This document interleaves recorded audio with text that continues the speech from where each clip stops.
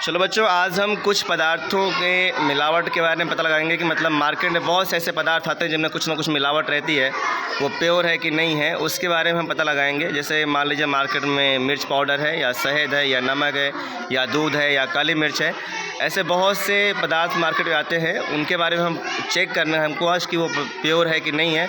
अगर उसमें कोई इम्प्योरिटी है तो उसको हम कैसे पता लगाएंगे।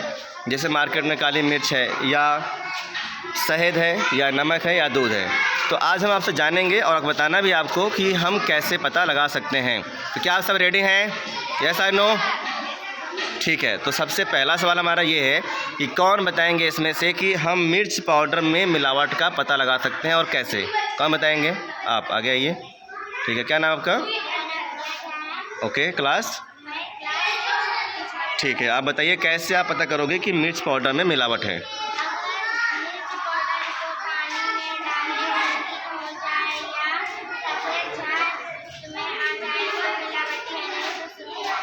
गुड, क्लैप करिए।